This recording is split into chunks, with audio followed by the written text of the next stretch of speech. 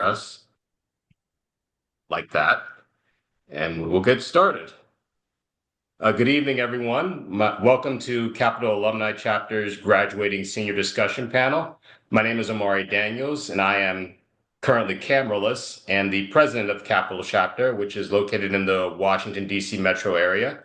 Tonight, we have a few alumni who are joining us to share advice after applying for jobs and continuing on for additional degrees and any sort of advice for several different careers and industries. And while we can't cover every single job industry under the sun, we're going to do our best to answer any questions that you all have. And if you want to connect with us after the call for any more specific questions that we don't get to tonight.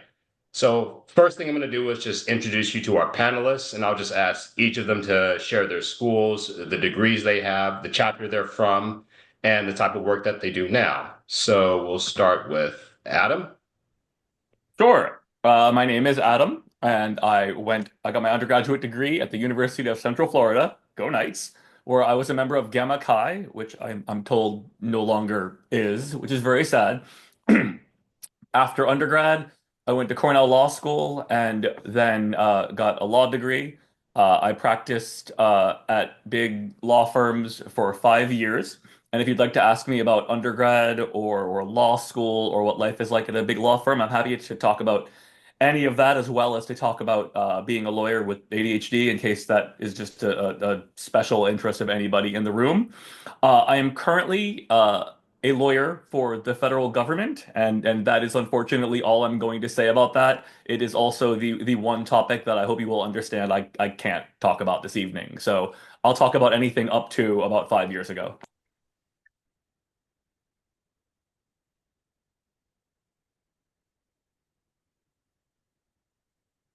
Sorry, was muted. Matt, you're next. Oh, sure. I'm Matt Peachy, and I'll be thorough just for the sake of kind of keeping things open. In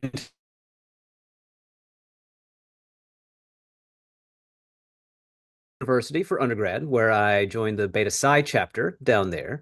Then transitioned to Nashville and Vanderbilt for medical school and am still have never left Vanderbilt since then.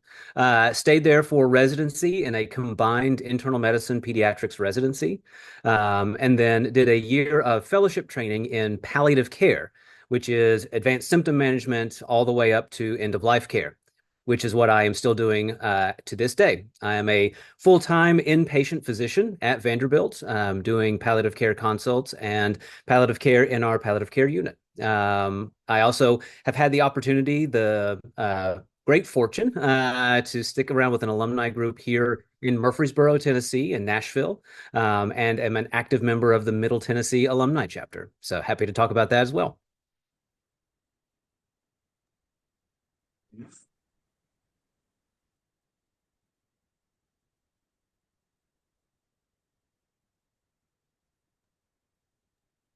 Fiora.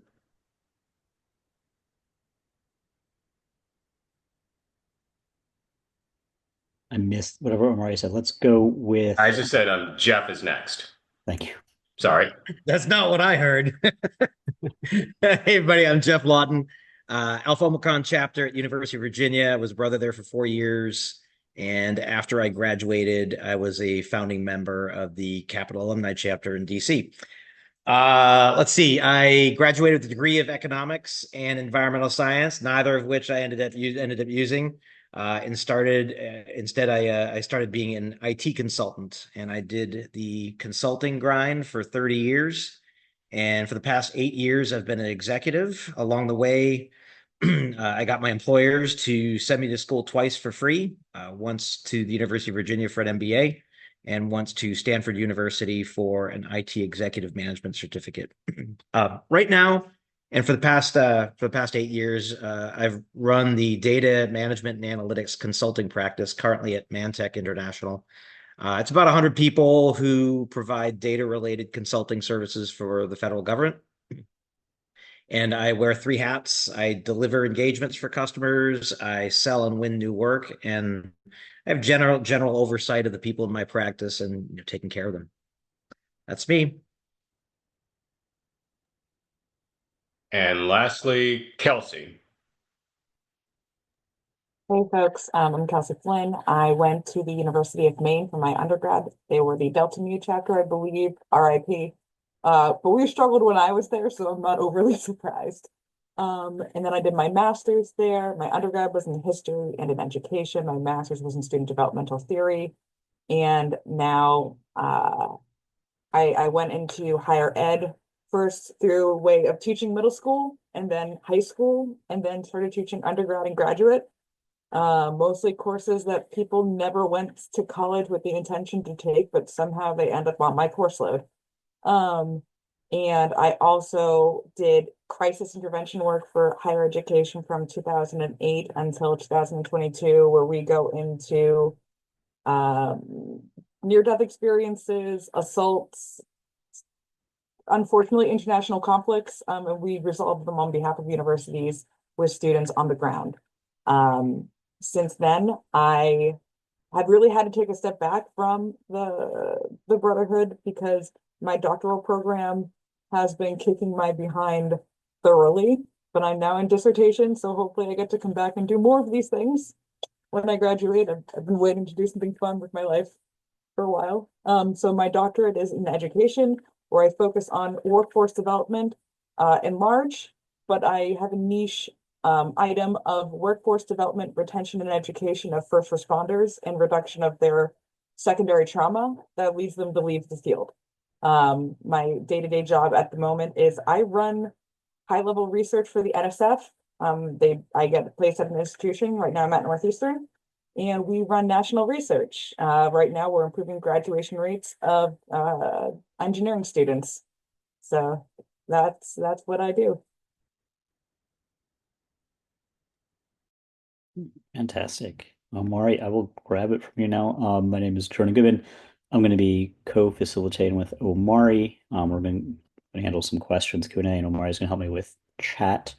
As we get started, we have a few kind of upfront questions ready for this panel to kind of get us started. But we really want to encourage those of you on the call, use the chat as much as you want. Start dropping in any questions that you think are going to come up. We'll try to get through as much of them as we can tonight, up until about 8:30 Eastern time, depending on how we're going with everything. I think Omari mentioned it earlier. If we don't get through everything today and you want to reach out to us, we'd happy to connect. If one of the panelists tonight is kind of in your area and you want to do follow-ups, we can connect you or figure out how to kind of connect you with those individuals. And if tonight goes well and this is useful, we might be looking at making this more of a series, kind of go into industry specific panels in the future, get two or three brothers at various related fields, kind of go really deep for those of you in that area. So my first question, I'm going to just throw to Matt Peachy on this call. For this audience, we have graduating seniors. You kind of will know this answer, but can you give us a quick explainer about how people can stay involved after graduation in the fraternity in some of the different areas, whether they're near their local chapter, whether they're not near their local chapter, whether they're near an alumni organization, whether they're not, kind of run the gamut. And you're muted, Matt. Thank you. That will not be the only time that happens tonight, I promise you. At least you can see my mouth moving, so you know when I've done it. What I was saying, so welcome to one of them. This is actually a fantastic example of just answering an email and saying, "Yeah, I'll be there. I'll log on. I'll try to add to what I can." And so I think one of if anything good came out of COVID, it's taught us how to better connect over distances on a more regular basis. So at the very least, this is a fantastic example of that. Like I mentioned earlier, I have certainly been lucky to have a core set of fellow alumni in this area. Mostly from Beta Psi, my home chapter at MTSU. But MTAC, the Middle Tennessee Alumni chapter, we have participation from alumni from Vanderbilt as well.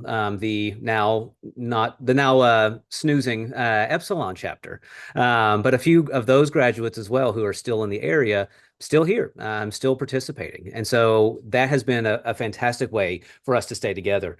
I was like, we've had alumni that have moved at a distance for our chapter, that were a part of the local alumni chapter, now live several hours away. And if it's that sort of distance, we've had events where we reach out and say, hey, we're going to do a retreat. Come join us. We actually have a standard MLK weekend retreat that we have done annually now, inviting our fellow members, inviting members from the Southern Appalachian Alumni Chapter. So that's one way that certainly it's easy. It feels like it can fall into some of the patterns that you may already have when it comes to thinking about being active with your undergrad chapter. It's not nearly as expectancy driven. It realizes that you have to be an adult, and you have to have job responsibilities and everything else. So it's actually quite easy to fit in. The other way that really we've been fortunate to stay in touch is through going to Grand Chapter, through participating in national committees, through putting our name forward and saying, hey, if you need anything, we're happy to throw our hat in the ring. We're happy to give advice and offer what we can. And fortunately, we've had an opportunity. I say we, my wife, Katie, who is also a fellow alum and a fellow brother from Beta Psi, who is much more popular than I am. It's been said she's been called a national treasure by some, but we'll leave that up to each individual to decide. But we together have really loved this opportunity and found lots of different ways of staying connected with people, whether it's a big formalized thing like a chapter or whether it's just staying in touch. Yeah, and she can play Pokemon Go as well. And whether it's just staying in touch and just having another someone to hold on to that memory, hold on to those principles, just be that reminder of why we're here, what we do, and how we try to push each other to be better. Thanks, Matt. First question, this is going to go to all four of you. You've all kind of mentioned in your intros, but you all have second, third advanced degrees kind of related to your field or maybe adjacent to your fields. Can you just go through your decisions to pursue those degrees? Is it required for your field? I know some cases, go to medicine, it may be mandatory. Others, it may be optional. Can you just talk about those decisions? And then if going into it right away after school is not a requirement to go into your field, can you talk about the decision about when you decided to not do it right away versus come back to it later, benefits of doing it one way or another? And I will just kind of go with what I have on screen. I'm going to start with Adam. Okay. So I promised Jonah in advance that I would lay off the "don't go, no jobs, die alone" speech that I normally give people who want to go to law school. Because this is a fun fact. Most lawyers warn people away from law school. It's just a thing we do because we try and help humanity. But I will say, sorry, I was looking at the chat. So I will say I came to law by something of a circuitous route, which is to say I failed out of college. I went to college young and I was like 17 or whatever and did not take it seriously. Lasted about a year or so and like spectacularly flamed out. So I then spent a few years with jobs. I worked a lot of like crappy jobs and worked a few decent jobs. And after about 5 years, I decided that I wanted to go back to school. And I figured out relatively quickly, I think I was at community college at this point, that I wanted to be a lawyer. It was sort of a confluence of factors. Um, I had really liked a lot of the sort of political science like classes, and I realized that I wanted to know the underlying structure of how everything worked. And rather than do anything productive like Matt and go into science and classes that actually figured out how useful things work, instead I figured out how like the country and the government and the laws worked. I wanted to understand the systems in which we operated. So I was lucky in that when I went back to school as what I guess was a sophomore or a junior at this point, I had decided sort of going in what I wanted and the route to take to get there. So I knew I was going to major in something vaguely political sciencey, which I did, and I knew that law school was the next step. And the reason that I mention all of that background is because I think I was better in law school and I think I'm a better lawyer because of the time that I spent in jobs. I think I know a lot of people, there's a slightly derogatory phrase, we call them K through JD, who have gone from kindergarten all the way through their JD, the Juris Doctor degree that you need to be a lawyer, without ever stepping foot in the real world. Many of them were like living with their parents and I don't mean to be insulting, although I hear it and realize I'm being insulting, so I apologize. I will say it is invaluable, I think, to the practice of law to have experience with the world. I also want to pause for a moment and mention a JD. At the risk of stating the obvious, yes, Jonah, it is required to be a lawyer to have a JD. You must have a JD from an accredited law school and in for most jobs pass the bar exam.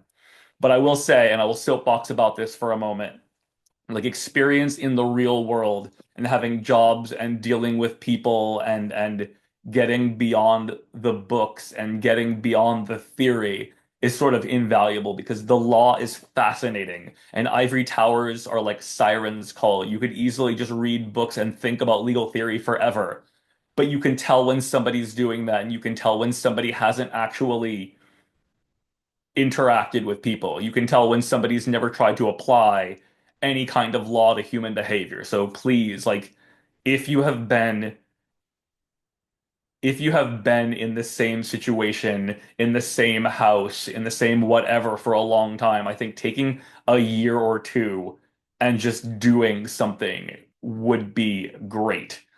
And also, since I'm not sure where else in the presentation I'm going to get this opportunity, rather than give you a soapbox about not going to law school because it's a terrible idea that you will always regret, I will instead give a slightly more optimistic and useful thing, which is to say that being a lawyer is absolutely not what you think, like at all.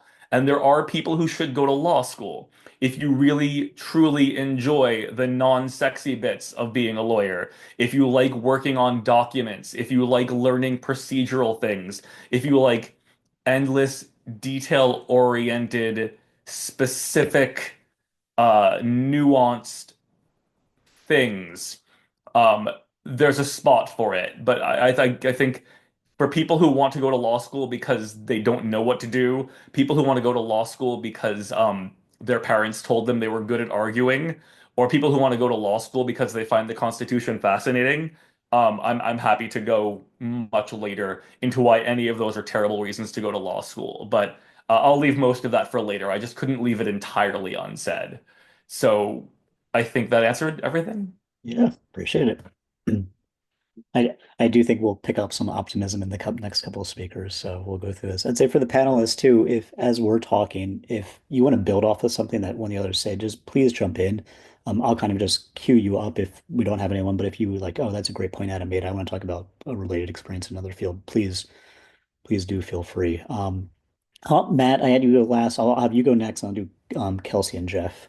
Okay, sure.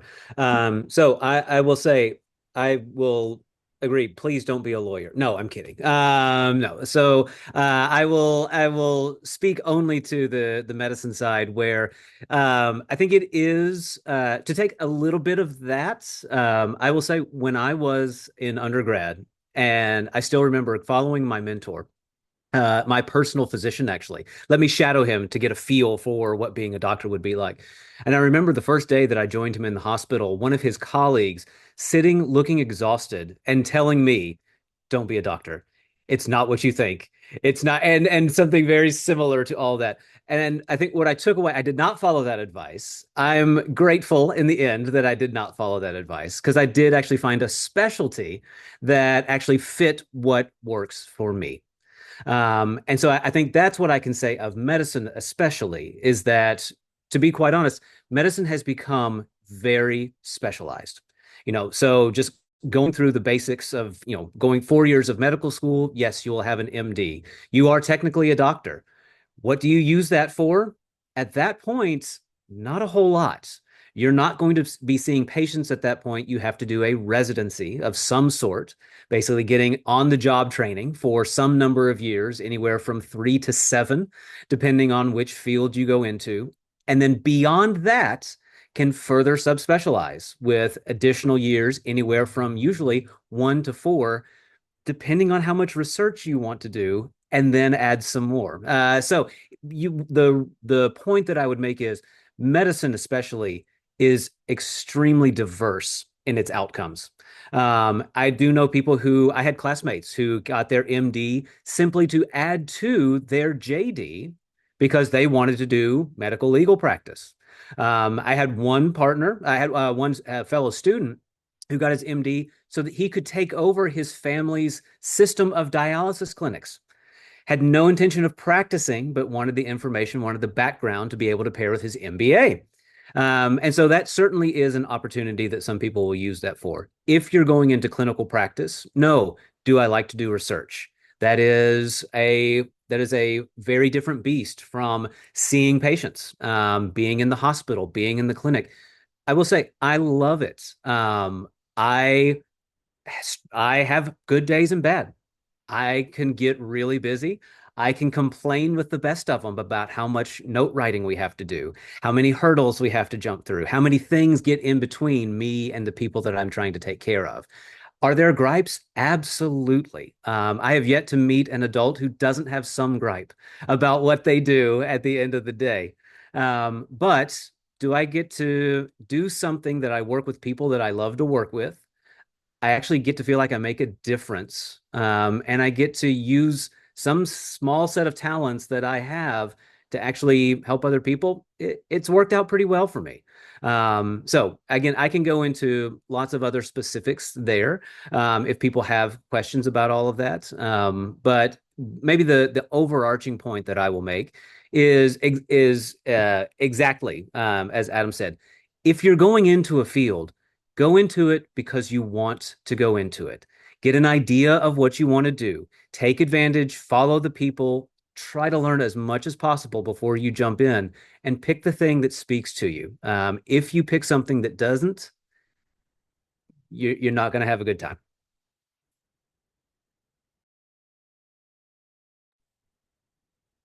Great. Thanks, Matt. Kelsey, you want to go? Sure. I have a really interesting educational background. I know that I don't look like it and I don't talk like it now, but I actually had to go to a special school for the autistic. I was considered someone with a severe deficiency, and it was through this specialized program and a lot of physical, occupational, social therapy that I was able to even be a person. I had to learn how to buy a gallon of milk. So when I was going to high school, I remember being told that the most I was ever going to achieve was flipping burgers. And I did do that to pay my way through college. I make a phenomenal burger. Just if you ever come up to Boston, you want me to grill for you, I got you. So I went to the University of Maine, not because it was the best school that I got into, but I walked into the campus and I was like, this is home. I feel completely comfortable here. And that feeling of comfort allowed me to excel. I began working and I taught middle school and high school. And by literally only 1 year into it, I went, oh my goodness, I cannot get up at 5 every day to teach. So it's not even so much about your career. Think about what you're good at. And I'm not good at getting up before the sun. I'm solar powered. If the sun is not up, I am not up. This is also why I have cats and not children. So that's important to your occupational decision. It's what shifts are there? What will work for me in my lifestyle and what I want to achieve? Because your job is a means to an end. I'm a workforce development specialist, and it's a means to an end. What do you want to do with your life? Do you want vacations? Do you want children? Do you want cats? So I went on to graduate school because I was really intrigued about student developmental theory. And because I've been doing student affairs as an undergraduate, so if you're an RA or if you serve on your student councils, if you're a leader and maybe a student organization that could possibly have a three-letter Greek word, those things could influence you towards student affairs. I did that, and then I turned into a student-facing role in crisis and a student-facing role on a day-to-day basis, and it burnt me out. There are some folks who really love that face-to-face interaction, and then there are some who that kind of sustained relationship maybe isn't for them. So I moved into research, a first and amazing passion of mine. And so what I've been able to do is optimize my background in crisis and intervention in the world of education and workforce development. And it's been a struggle every day to remain a little bit of a generalist. So in my role navigating research, I handle all of our contracts. I handle our personnel disputes. I report to the NSF and to Congress on all of our data. And I also handle our marketing. So I always think about, you need to go into a work position thinking about two things. One is what you will tolerate, one is what you won't tolerate, and that's a singular category. And the other one is you might not be able to do exactly what it is that you're trying to accomplish. So maybe you want to be an architect, but you can't pass college algebra and trig. That doesn't mean you can't work in architecture. That just means maybe you're going to work in the design side. Maybe you're going to do Revit and AutoCAD, and still work in architecture firm. So those are how I was able to craft this career from a really unlikely 6 through 12 teaching degree background. If I might build off of what you're saying, like I think that's so valuable. The ability to work towards a field or a job or something and realize it's not quite what you thought it was and still be able to sort of find a way to make it work or pivot slightly in it. When you get somewhere and realize that the thing you want isn't how you imagined or isn't what you thought it would be, you can still draw upon like the things you were saying. Like you can still draw upon you and your strengths and what you know and actually carve out something. That really resonated. So We'll go a little deeper on this if time permits. So I'm really excited that like we're already shifting this, like talking about how do you think about changing careers or moving away from what you studied as your degree and understanding when to make those decisions and not continuing into a field just because you think you have to go into that.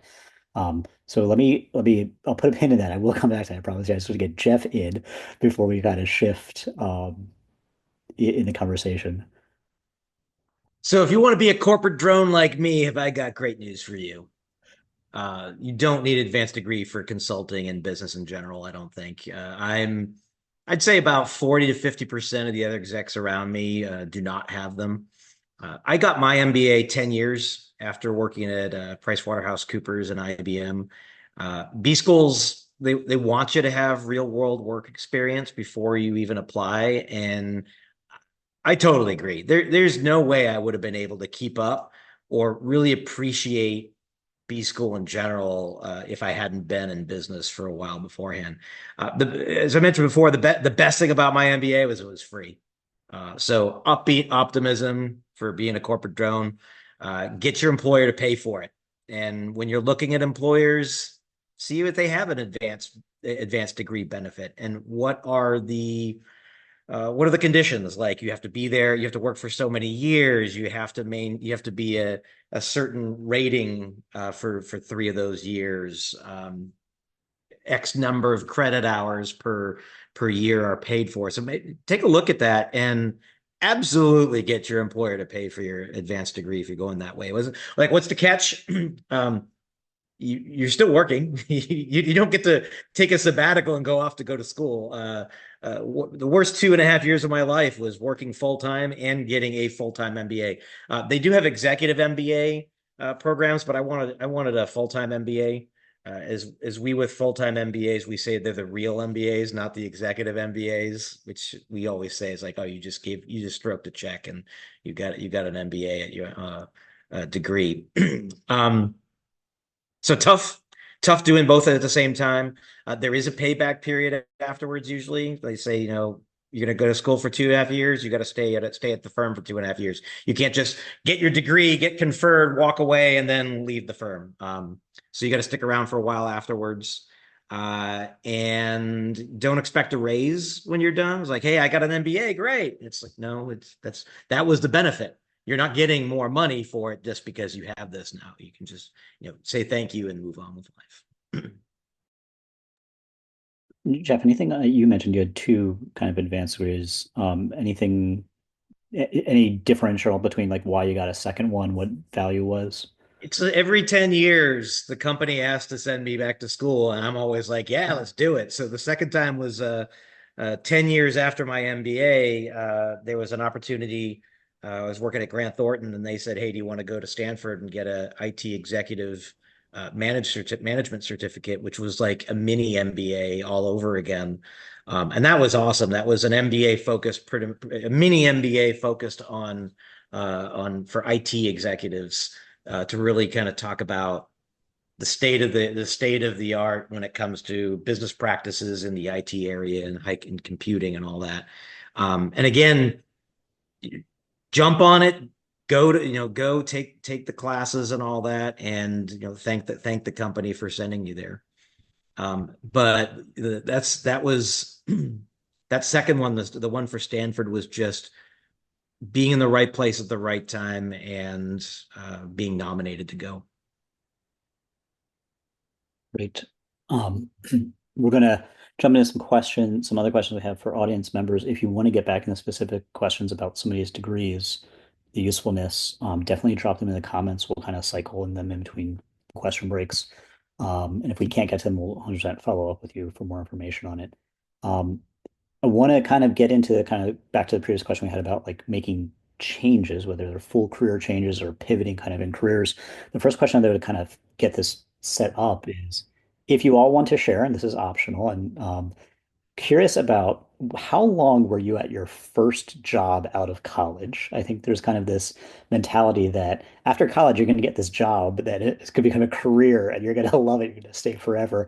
But I think the average reality for many of us is these are a job to get a paycheck and get some benefits to line up to a better job in many cases. Some cases, I think, Matt, you may have stuck around for a while and loved yours. But for those on the panel, if you're interested, how long was your first job out of college? And if you want to talk about like how many other shifts you've had, feel free. So I'll see if I can set a record here and if anybody can beat me for how little they were at their first job. So I graduated from law school having done well, which means that I got a post at like a big fancy like S tier law firm and then probably set like a world record for being shown the door. So big law firms are not designed to be tenable. Like they're not designed to be, they work you to death, they pay you well for it. But I worked at like a really good law firm and lasted maybe a year and a half before I want to jokingly say we all agreed, but before a couple of partners sat me down in an office and it was like, we like you, but this isn't great. And then they let me use my office and get paid for a few months while I found something else. It was an interesting thing. And I made the mistake from there of going to a different law firm because, I don't learn from things. And that law firm was slightly better, where I worked for 2 or 3 years. And then from there, I decided I was done with law firms and everything like that and made my current leap. But I will say to echo Jonah's point, like the days of going to your first job out of college and then staying 60 years and getting a Rolex and a pension, like don't count on it.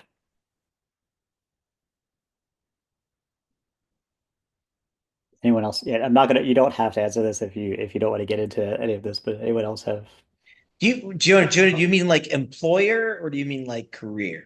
Like the thing you do? Employer, I think people think coming out of college, you're going to go right into the field that you have your degree in, and Yeah. that you're going to have these jobs that last for a long time. And I think I just talk about like the reality of the situation, whether the market's good or the market's not good.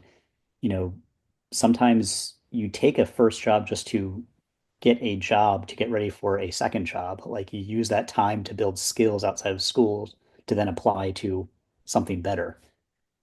I'm just curious, like I think the reality, for me, right? I mean, my first job, I guess I lasted a year and a half before I said no for making a big change. Like this was good for healthcare.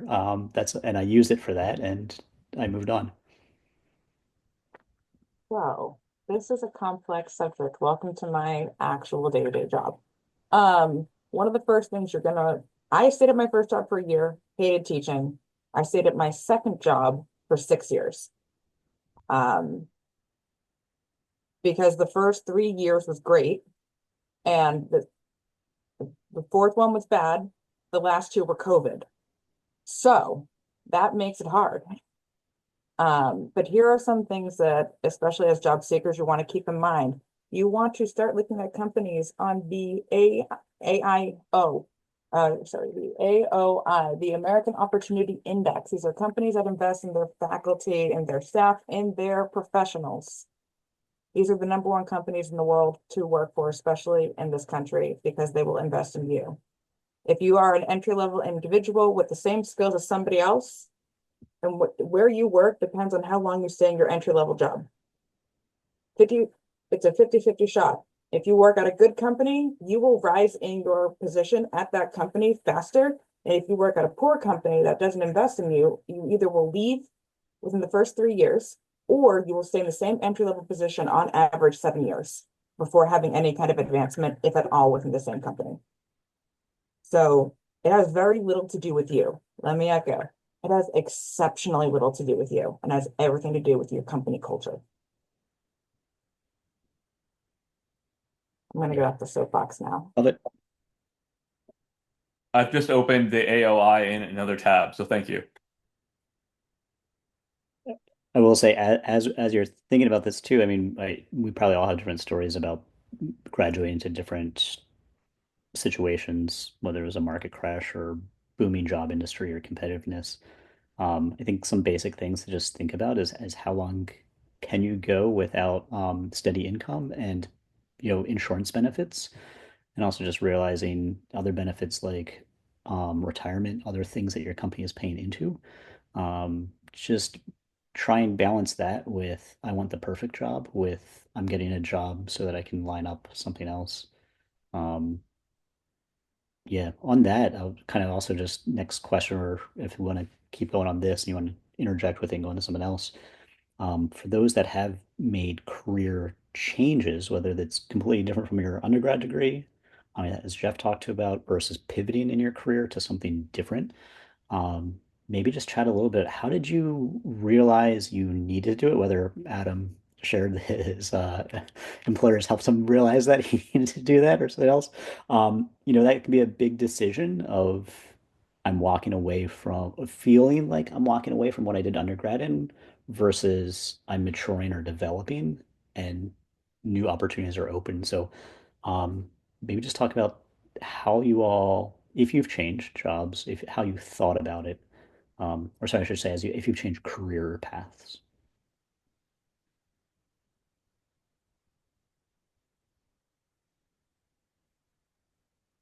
I will put a caveat on what I'm about to say. So if you see me grinning in all of the previous answers, and I think this is why Jonah is grinning as well, I am the extremely unusual case of I started medical school at Vanderbilt in 2002, and they haven't stopped giving me a paycheck. So I keep showing up there every day. I'll actually be starting my 20th year as a doctor at Vanderbilt next year. So I am that very unusual case. Now, the reason I will speak up at this point, though, is that in that process, I actually did have a shift at the end of that residency stage. So the completing the additional I'm ready to practice training. I actually had found a private practice in the community. Looked at doing clinic med peds. They had recruited me coming out of residency. I liked them. They liked me. Lunches were involved. Everything looked like it was on a very good pathway. And in my last year of residency, I did a random rotation in palliative care. It's a relatively young specialty. Vanderbilt was starting a program just 2 years later, and the timeline fit. And I found something that I absolutely love doing. I went from training in something that I enjoyed to finding something that I actually loved. Completely fell into it by accident, and have been very fortunate ever since. It was nice. It is. Yeah, and so the point there that I might make is, and it kind of hopefully reinforces a little bit of, I think, Jonah, what part of your last question, kind of this idea of, do you take a break? Do you go out into the real world? Do you go straight through? Whatever you do, take the time to get your feet wet and take a look around. I think that's the part that I got lucky in. And I wish I had probably been a little bit more proactive because I realized I got lucky. I would advise people to take a take an afternoon, go and send out an email. Can I follow you? Can I learn about this? Take those opportunities. You just might be surprised with where things end up.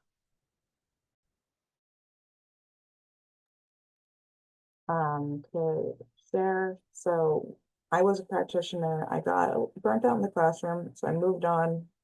Got burnt out in that, so I moved on. But what finally really turned it for me was in crisis response, doing an international call that had a lot of police action, and then unfortunately, a big hospital stay for some students. And I remember coming back to the US from having dealt with all of that on behalf of my institution, and I didn't get any additional support from my team. We went through something very traumatic. My team went through something traumatic, and I had to fight to get them extra counseling sessions. I had to fight to get them what they needed. So that was really the moment for me where I kind of went, burnout isn't the international classification of diseases in the same category as traumatic stress disorder. And the US won't acknowledge it because we're a work-driven country. So I changed. I left my practitioner position doing this work and moved into research in this work so I could try to prevent what happened to me, what happened to my team, to happen to people going into these fields in the future. So sometimes something really, really great can come out of not the best situation at work. And I find that happens with most people, whether it's as dramatic as police action in Ireland or as little as my boss sucks and I need to get out of here. Both of those are exceptionally valid reasons to change your career. Bouncing I off of that love, I again. love, I haven't said much for a while. Let me jump in. I love the making lemons out of lemonade thing. When I was 4 years out of college, I had the opportunity to work on two projects. The one I was on for the U.S. Department of Housing and Urban Development, looking at their data, the quality of that data, where's the bad data and how we fix it.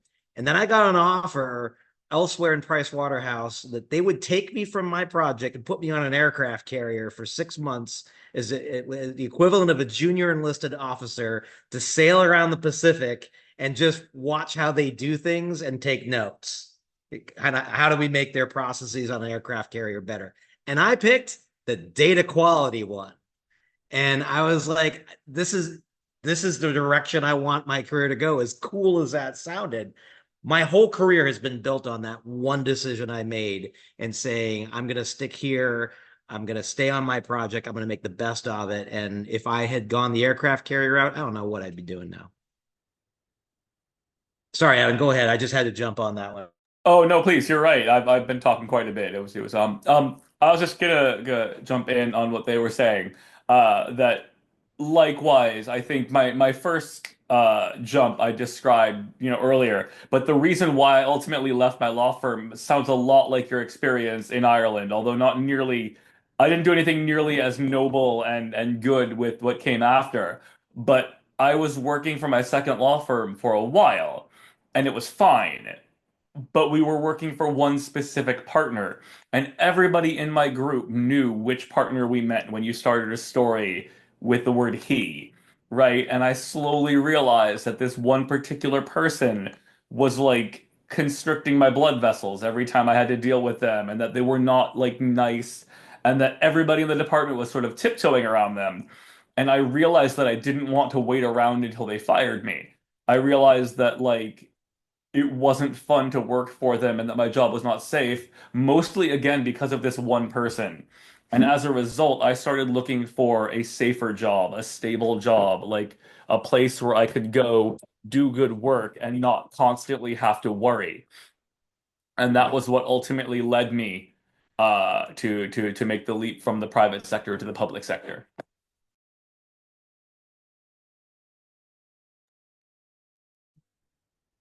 I'm going to shift slightly just 'cause I know we have some Q&A going on, some chats. Um, Louise had a question about going into PhD programs. And there's two parts to this. One is for those of you who've done like longer term advanced degrees, how do you stay connected with Phi Sigma Pi when you have this other massive part of your life happening with schooling when timing is probably challenging. And then maybe a second question, I'll just read it for us, but maybe we can pivot on or select it.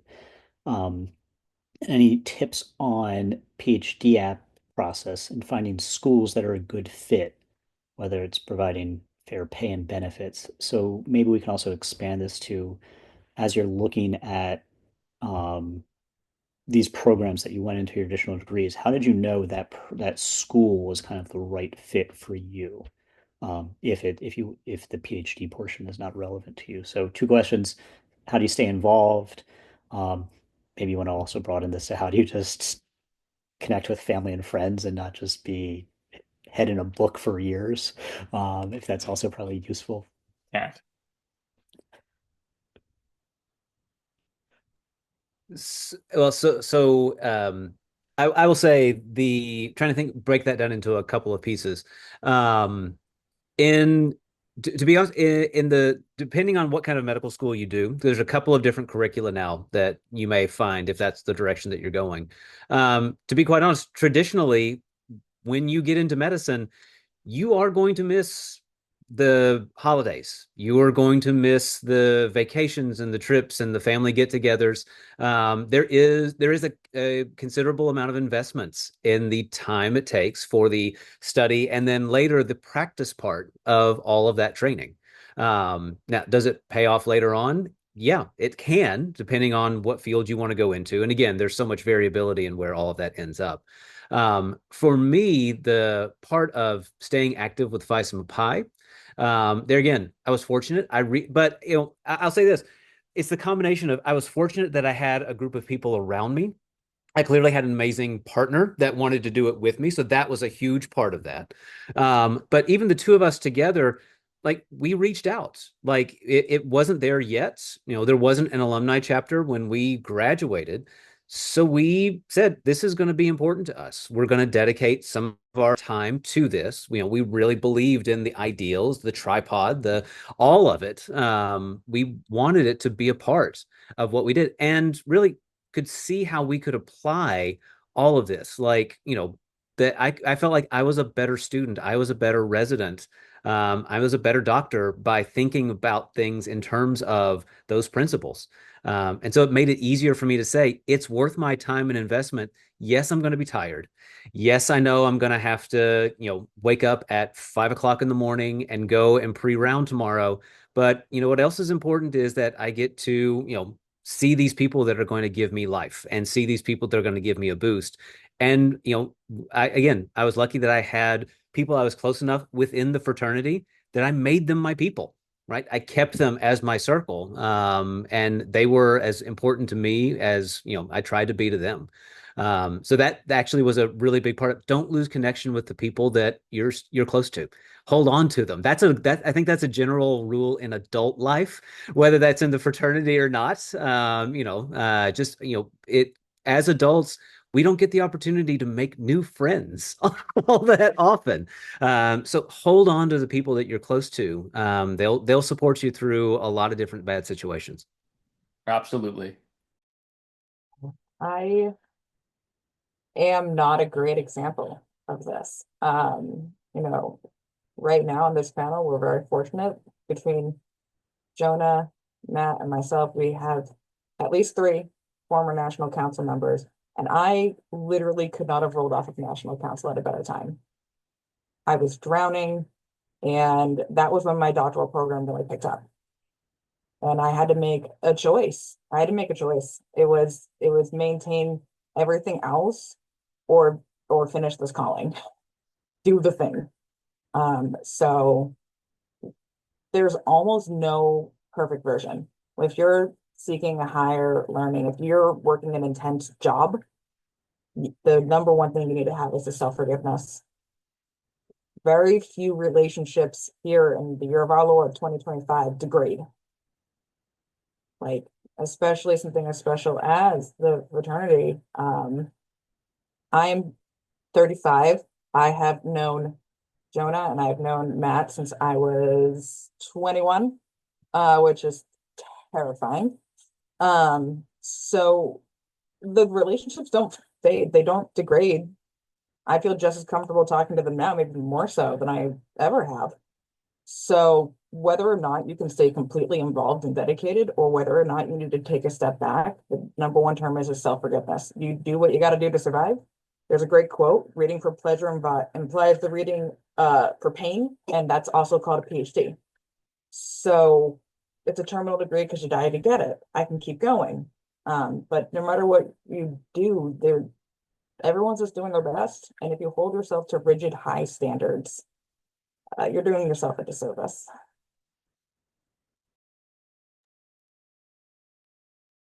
I'm going to add on to this with jump into the next question.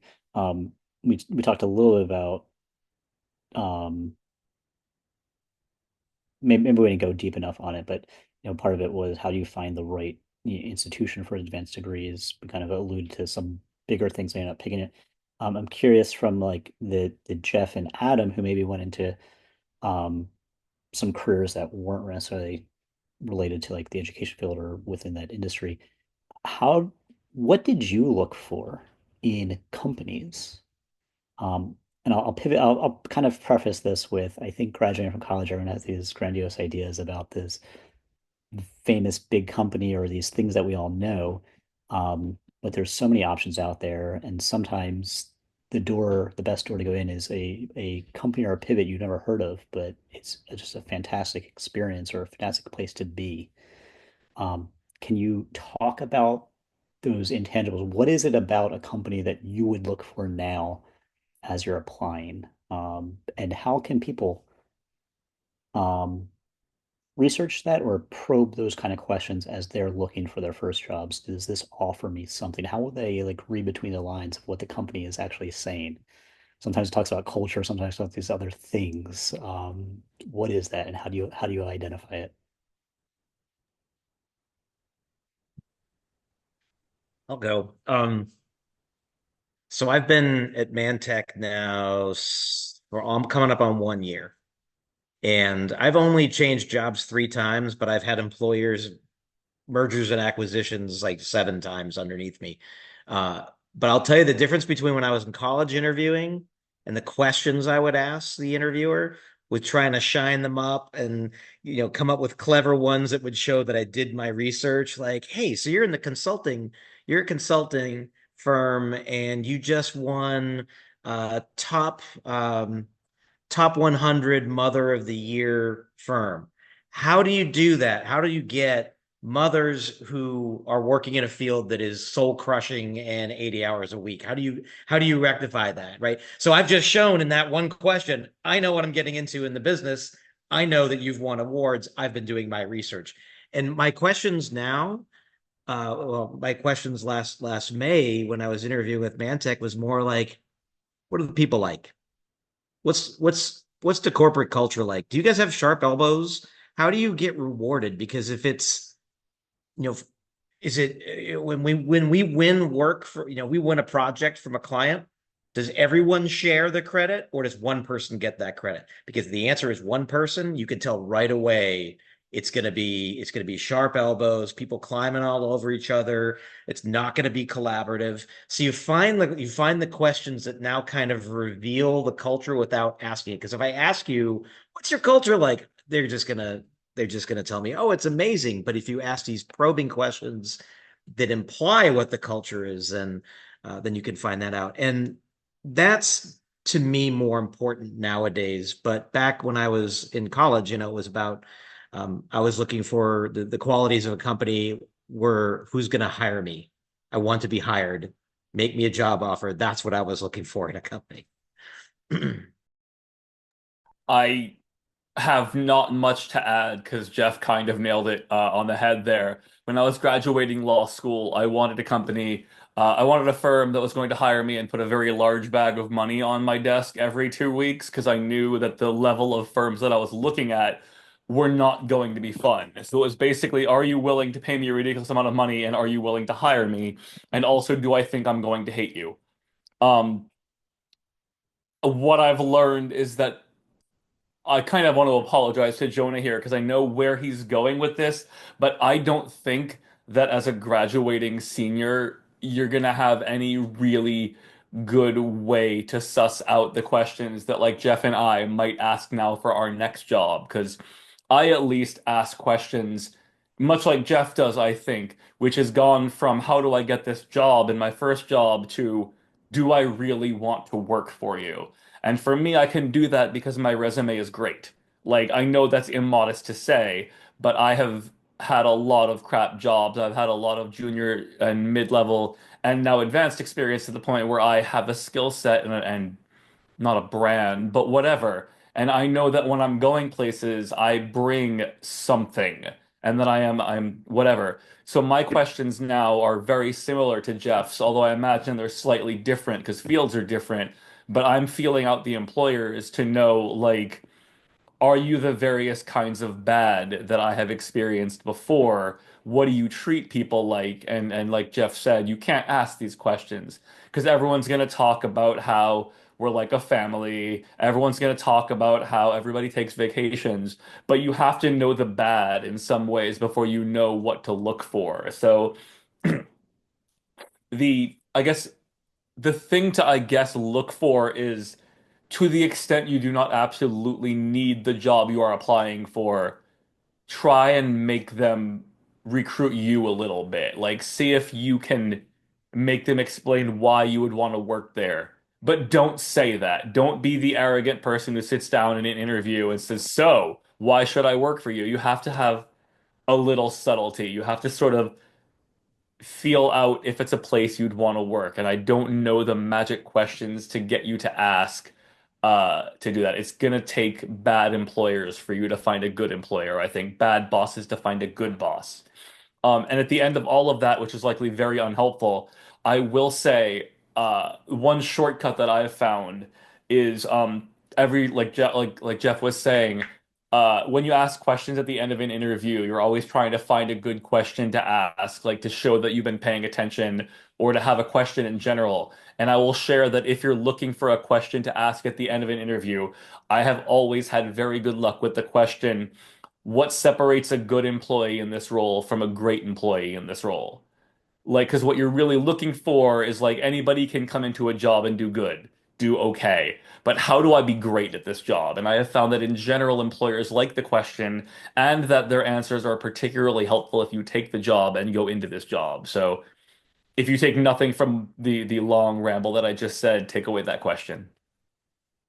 Yeah, fantastic. I know Omari is going to pivot, like do a wrap up question, and then kind of we're getting close to the hour we've talked with her about and asked the panelists to save with.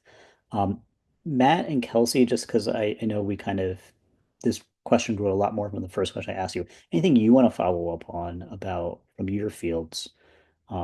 What you looked for or look for, anything related to kind of what Jeff and Adam said about their kind of industries that you want to follow up with.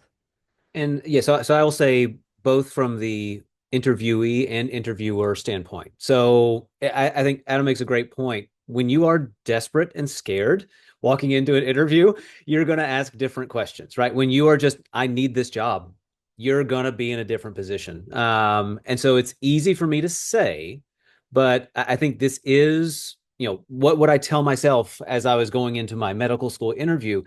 Remind yourself that you do have value. Remind yourself that want to be a part of what you're going to be a part of.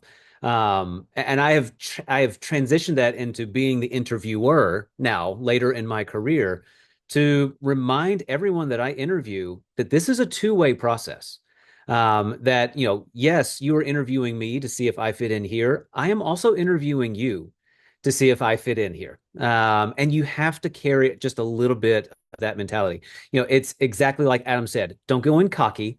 Don't go in, telling them that you're going to be the greatest thing to happen to their company since it was founded. That's not what I'm talking about. But you do owe it to yourself to make sure that you know what you're getting into and that it's okay sometimes to say, this isn't right for me.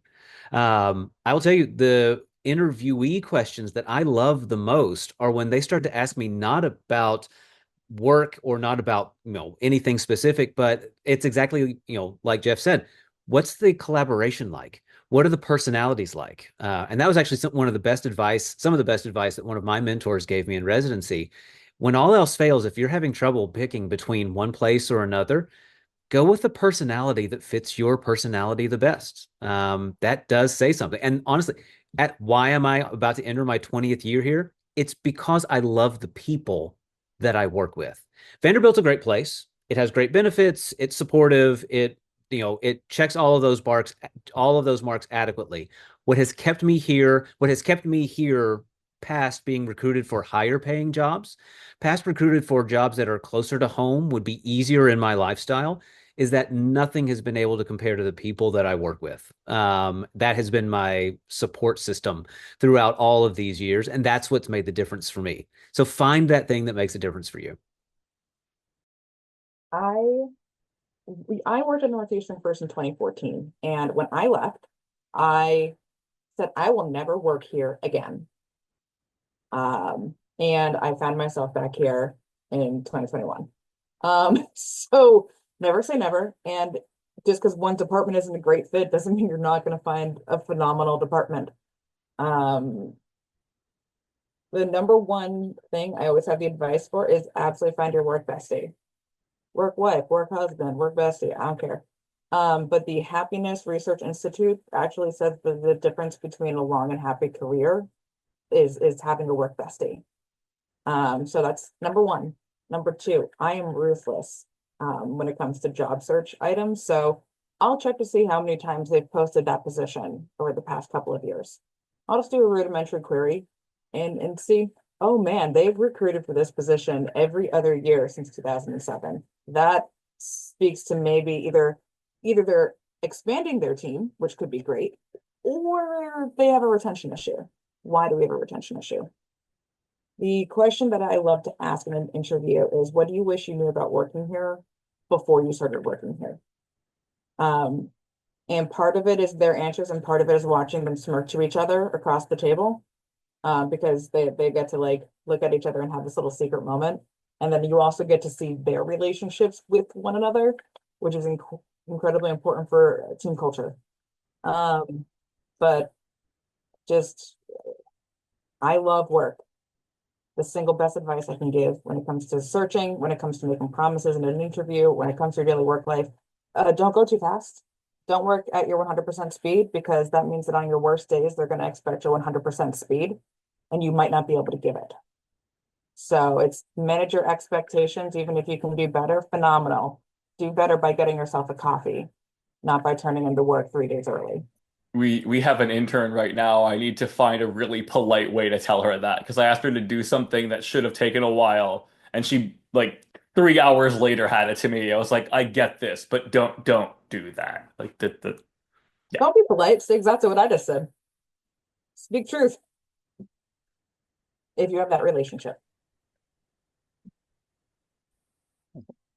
I'm gonna hand it off to Omari. I know we've kind of started a lot of fantastic conversations for Alpha Beta, Gamma Pi, Delta Alpha, others who hear this on the recording. Like, if there's value in this and you want to do more, reach out to us. We'd love to kind of talk more of these topics. We can go really deep in interviewing, how to understand questions, how to look at career changes, all these kind of conversations. We can even go industry specific.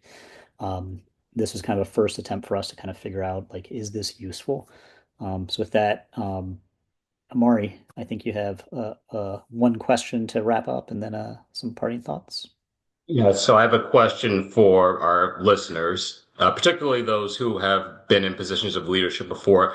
Consider your time in Phi Sigma Pi. Consider the interview process, the interviews that you did when you were an initiate, the interviews that you've done post induction that you've done with new recruits. Consider your time in a position of leadership, whether that's been as a chair or on your e-board, where there are certain expectations of you. How do you all feel that your time in Phi Sigma Pi has prepared you for life post graduation? I just want to hear from any of our undergraduate chapters. And I have no problem picking on people at random. I can confirm he has none.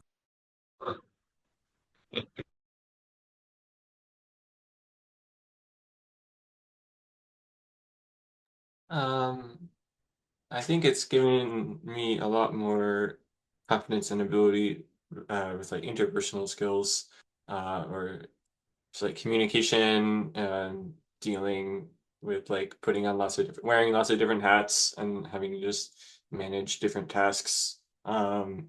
It gives you experience with a lot of like practical skills outside of what uh, you would learn from your major, your field of study.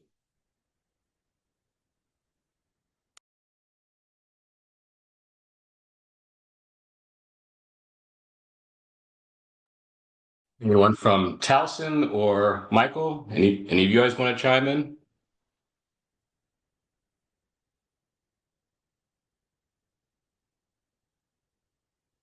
Well, if not, we can start winding down. Well, again, just to echo what Jonah has said, there's only so many career paths that we can get through in a certain amount of time. So if there is indeed interest in doing a follow-up on these, we absolutely can and are willing to do this. So first, I want to say thank you to Matt, Jeff, Adam, Kelsey for volunteering your time and sharing your experience about life post graduation and the job world. And we definitely be open to doing another one of these.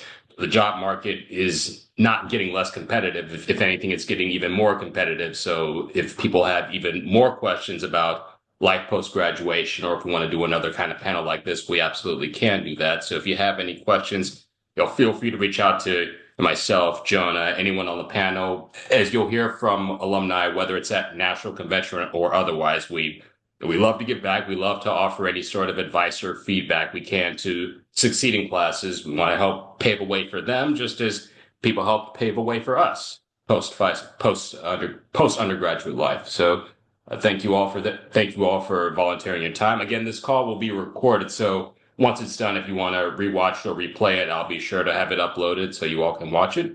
And with that, thank you all very much. And unless anyone has anything else, everyone have a good evening. See y'all. Thank you.